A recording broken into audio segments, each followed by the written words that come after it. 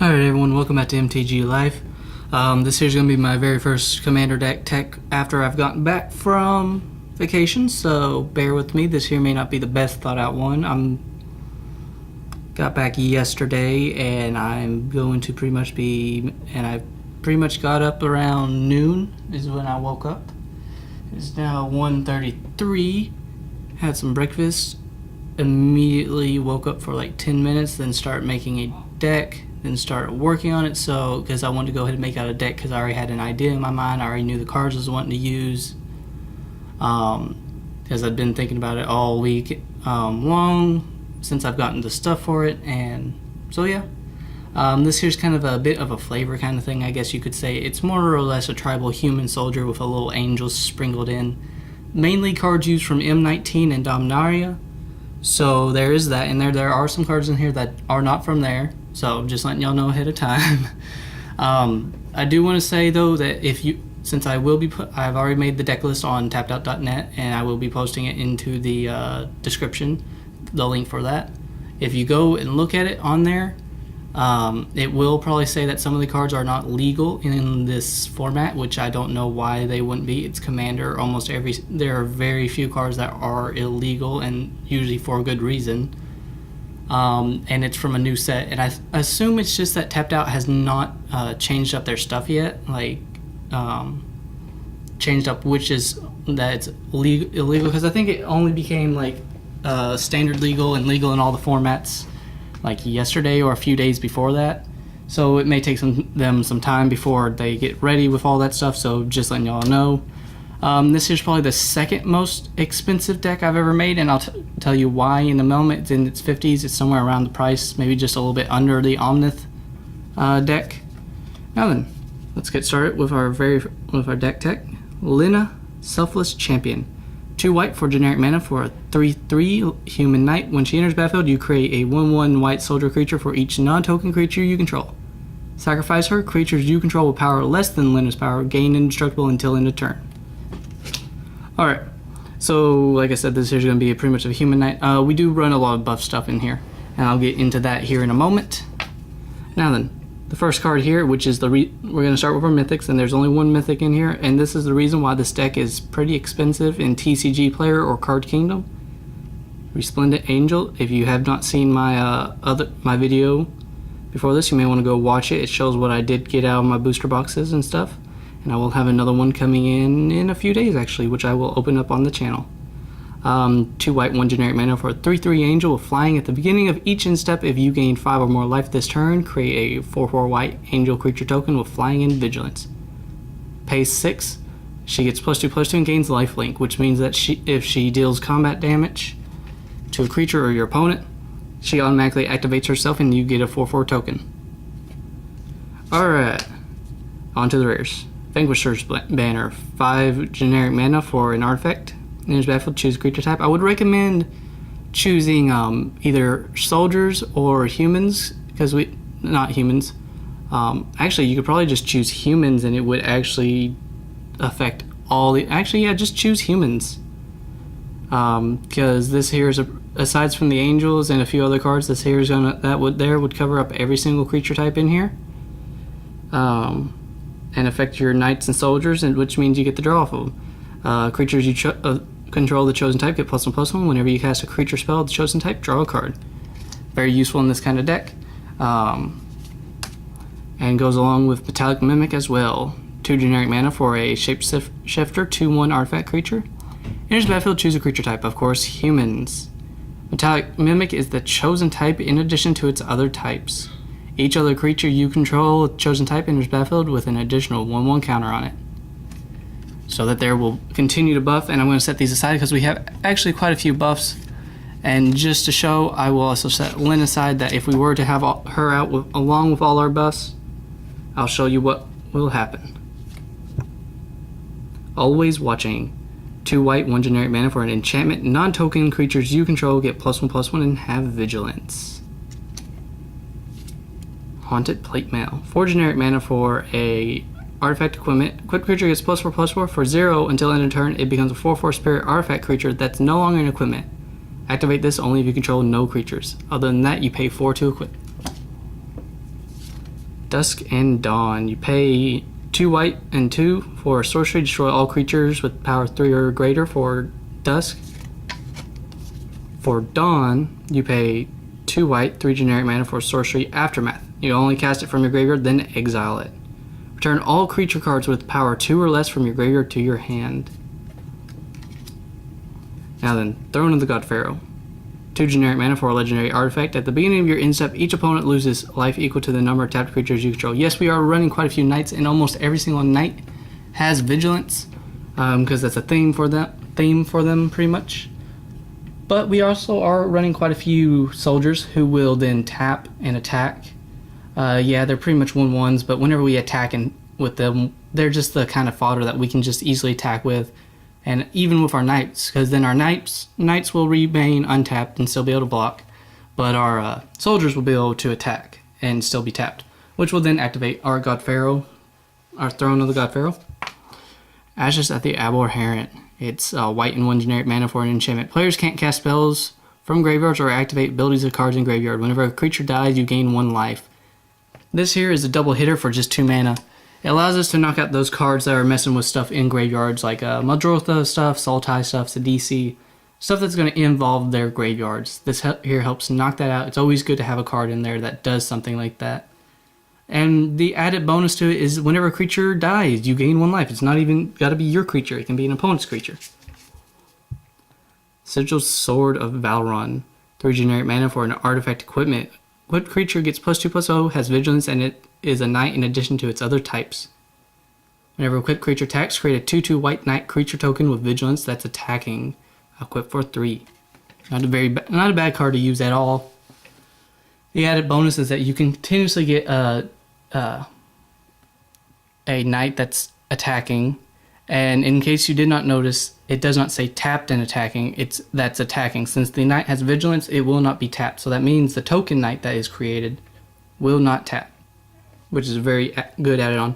We have a few equipment in here to kind of set off like kind of the theme of knights and soldiers theme of the deck, like, because it's always about their equipment and such that they have. So there's always those super special swords or shields or armor and such. Kind of what we're going with in here. It's kind of a flavor. Black Blade, Reforged. Here's one of those awesome swords I was talking about. 2 generic mana for a legendary artifact equipment. Equipped creature gets +1/+1 for each land you control. Equip legendary creature for 3, or equip anything else for 7. Also, you're going to equip that to Lena just for the commander damage, or even one of our other legendaries. We have like 2 or 3 other legendaries in this deck. Helm of the Host, 4 generic mana for a legendary artifact equipment. At the beginning of combat on your turn, create a token that's a copy of equipped creature, except the token isn't legendary if equipped creature is legendary. That token gains haste, equipped for 5. You're going to, odds are you're going to wait and equip that to Lena, because it's not a cast when it's cast ability. Her ability is, it's when she enters the battlefield. So those tokens of her that continue to enter will continue to pump out more and more 1/1 soldier tokens for you. Very useful, very great. And you could possibly just flood the board with little 1/1 soldiers, and if you're buffing them all, they come in there as like 3/3s, 4/4s, possibly even 5/5s. It just gets out of hand for your opponents. Aegis Angel.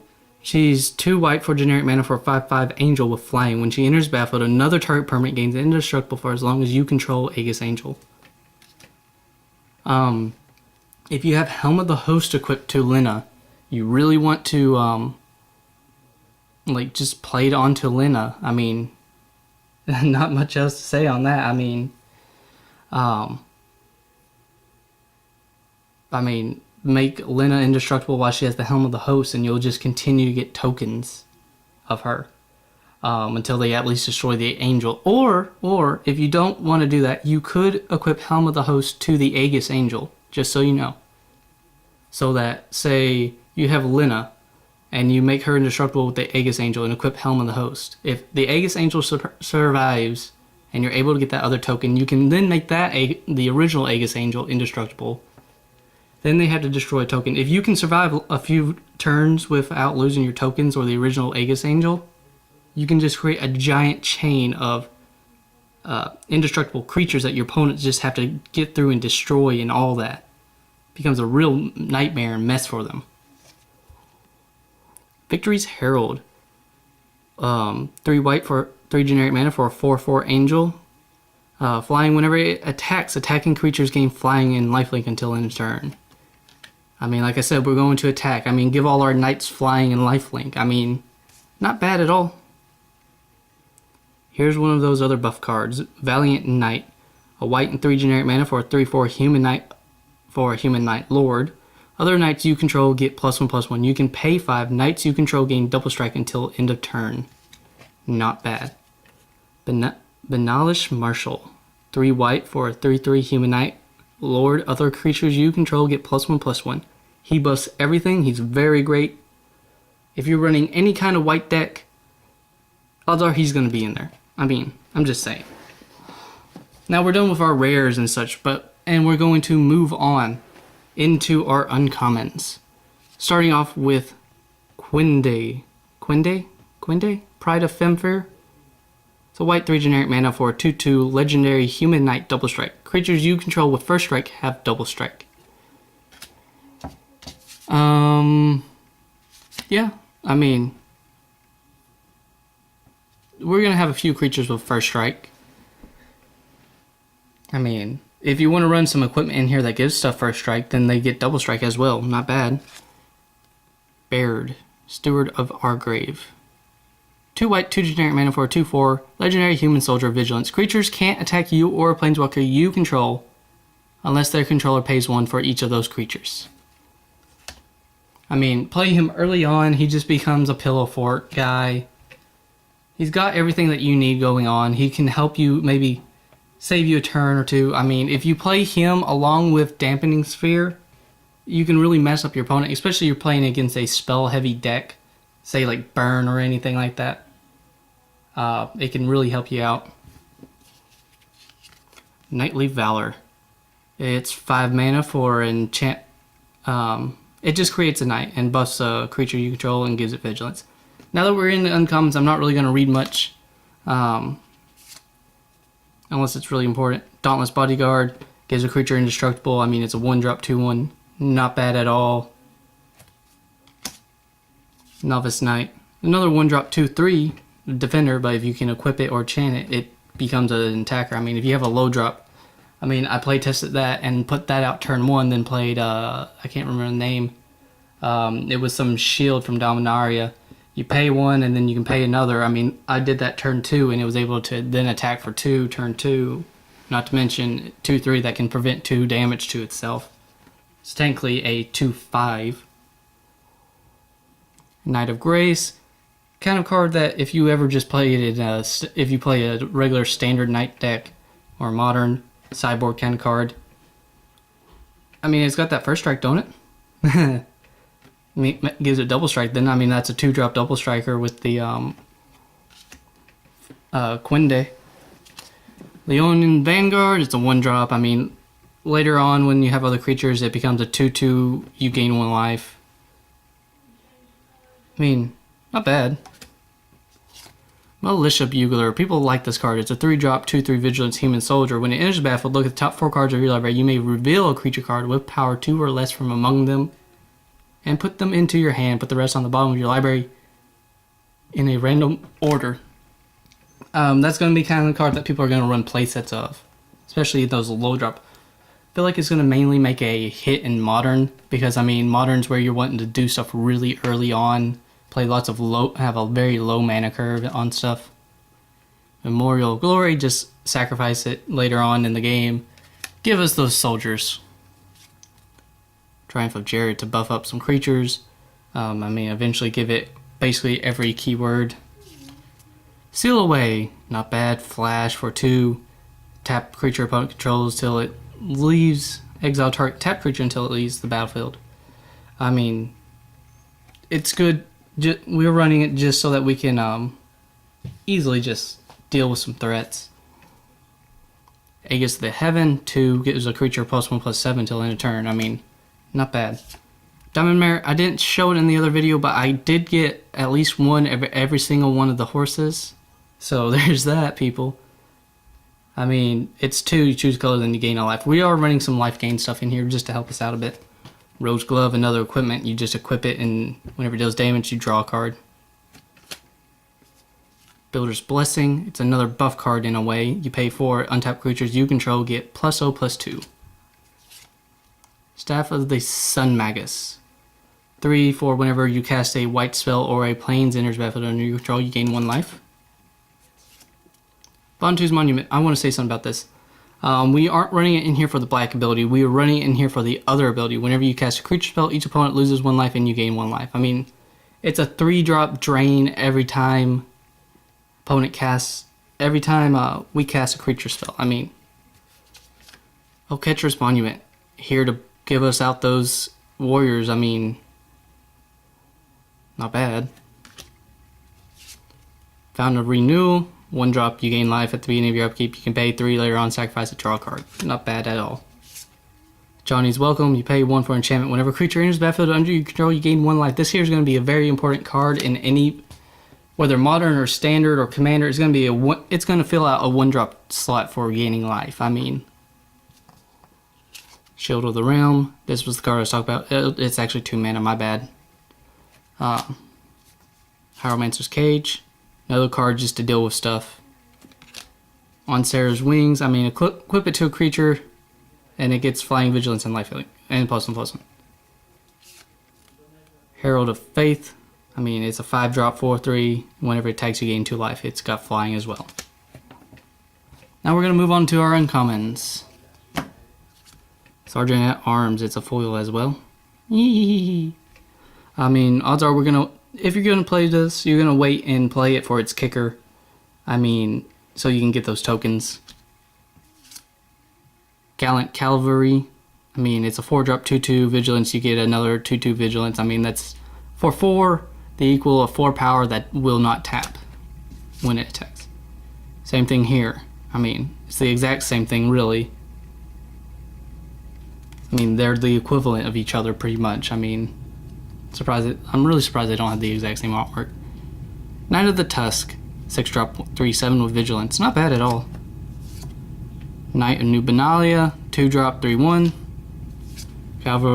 Cavalry Drillmaster, 2-drop 2/1. When it enters battle, target creature gets +2/+0 and gains 1st strike until end of turn. Double it up with that Quinde. They technically get +2/+0, 1st strike and double strike. Mighty Leap, just a buff card. Knight's Pledge, just a buff enchantment. I mean, Take Vengeance, 2-drop, destroy target tapped creature. Gideon's Reproach, 2-drop, deals 4 damage to target attacking or blocking creature. I mean, Marauder's Axe, just a card just to buff a creature with equipment and stuff. Invoke the Divine, it's just a 3-drop to deal with an artifact or enchantment if we need to. Luminous Bonds, just to deal with a creature. I mean, just to kind of put them there. Pegasus Courser, I mean, it's a 3-drop 1/3. Whenever it attacks another attacking creature, gains Flying. Dub, I kind of like the idea of this stuff, like making a creature a knight. I mean, if you do it to one of your little 1/1 soldiers or just another soldier, I mean, it's kind of like it gets promoted to a knight. It's kind of interesting. Charge, creatures you control get +1/+1 until end turn. I mean, Healing Grace, prevent next 3 damage, then you gain 3 life. Short Sword. This was what I was thinking of. Never mind, it wasn't the shield, it was this one. 1-drop 1/1. Jousting Lance. I mean, it gives them 1st strike. I mean, come on. 2 for buff 2 and then indestructible. I mean, gain 3 life and draw a card. I mean, you gain life equal to, if you have a bunch of tokens or creatures out, this is the kind of card you want to run in a token deck. Attacks, tap target creature, Inspired Charge, and Angel of the Dawn. Kind of like game kind of card you want to play when you have lots of stuff. Then there is about 35 other planes in this deck, and that fills out our 100. I just want to say thank you guys for tuning in, watching, and all that. This here was fun. I'm glad to finally get back. I'm gonna work on trying to put out a video every single day. especially now that I have some legendary creatures and more legendary stuff.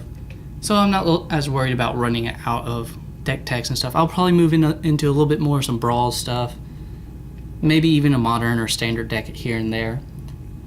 In a few days, we should be opening up of course, that M19 booster box. Maybe I can finally get that bolus I'm looking to get.